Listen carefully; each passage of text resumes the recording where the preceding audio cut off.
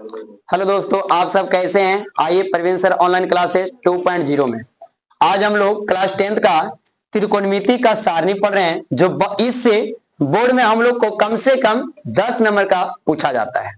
और देखिए, इसका हम ट्रिक बनाए हैं और ट्रिक से कैसे आसान तरीके से ये मान याद हो जाएगा सारणी का। ये बहुत आसान तरीके हैं। देखिए कैसे याद होता है, इसका एक ट्रिक है।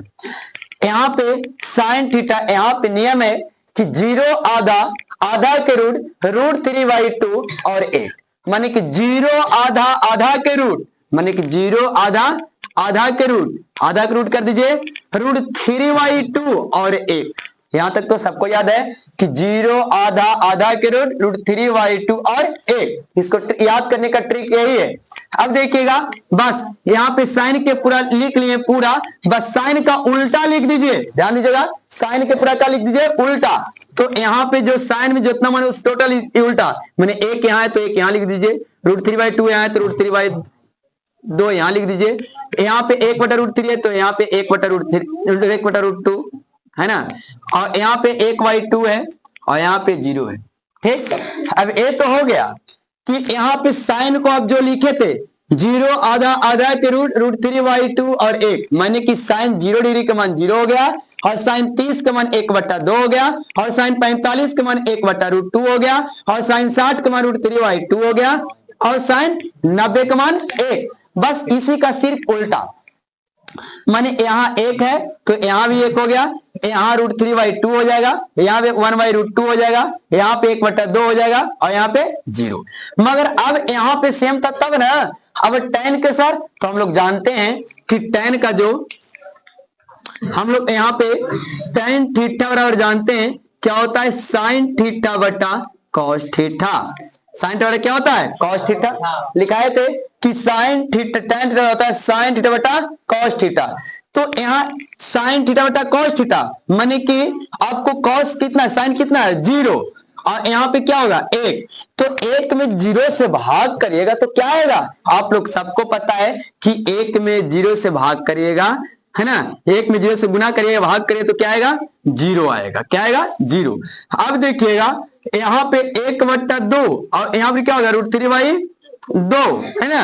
अब इसमें माने कि साइन कितना है 1/2 और कॉस कितना है √3/2। अब यहाँ पे 2 से 2 कैंसिल, कितना बच गया 1/√3, कितना बच गया 1/√3। अब देखिएगा यहाँ पे हमको tan 45 का मान, तो यहाँ पे tan 45 का मान याद करें तो साइन कितना 45 का मान है 1/√2 है ना, और इसका क्या है 1/√2 है, तो √2 से √2 कैंसिल, तो 1 में 1 से भाग करिएगा तो कितना आएगा 1, है ना। कितना आसान तरीके से एकदम बन रहा है ना, रटने का कोई जरूरत नहीं है ना। अब यहाँ पे देखिए √3/2 और बट्टा में 1/2, माने 2 से 2 क्या हो गया कैंसिल, √3 में 1 से भाग करेगा तो क्या आएगा √3 आएगा, है ना। अब देखिएगा यहाँ पे साइन का मान कितना है 1 है, और यहाँ पे क्या है 0। 0 में जब भी कोई संख्या से भाग करेगा तो अनगिनत या अपरिभाषित कहलाता है। क्या कहलाता है, अपरिभाषित। यह इनफिनिट का होता है, यह इनफिनिट का चिन्ह ऐसे पड़ता है। ठीक है, अब देखिएगा, अब tan के तो हो गया, मगर cot का तो बस ठीक इसका उल्टा, माने कि यहाँ पे इनफिनिट यहाँ आ जाएगा और √3 यहाँ आ जाएगा, और 1 यहाँ हो जाएगा, 1/√3 यहाँ हो जाएगा, और यहाँ क्या हो जाएगा 0 हो जाएगा। अब देखिएगा, अब सेक का ध्यान दीजिएगा, सेक का याद करना है तो ये भी बताए थे कि सेक किसका उल्टा है रे, सेक थीटा किसका उल्टा है, तो 1/cos का, किसका 1/cos का। तो 1 यहाँ लिखना है cos, तो cos कहाँ है e, तो 1 यहाँ cos का मान कितना रखेंगे 1, तो अगर 1 में 1 से भाग करिएगा तो क्या आएगा 1 आएगा। अब देखिएगा यहाँ पे, अब यहाँ पे 1 हो जाएगा, और यहाँ पे cos कितना होगा √3/2, तो यहाँ पे √3/2। अब इसको करिएगा तो एकदम बस उल्टा हो जाएगा, 1/1 यहाँ 2 ऊपर चल जाएगा, √3 नीचे, माने कि 2/√3, यहाँ पे 2 कितना हो जाएगा √3 हो जाएगा। अब क्या करिएगा, अब यहाँ पे 1 हो जाएगा, और cos थीटा है तो cos थीटा है तो cos थीटा। अब यहाँ पे कितना 45 का मान है, सॉरी हाँ 45 का मान कितना 1/2, तो आगे 1 है, यहाँ पे 1/√2, तो 1/1 गुने √2 ऊपर में चल जाएगा और 1 नीचे, तो इसमें 1 में √2 से गुना करेगा √2n आएगा, 1 में 1 से गुना करेगा 1, भाग करेगा तो क्या आएगा √2, तो यहाँ पे √2 हो जाएगा, है ना। कितना आसान तरीके से एकदम ट्रिक बनाया हुआ है ना।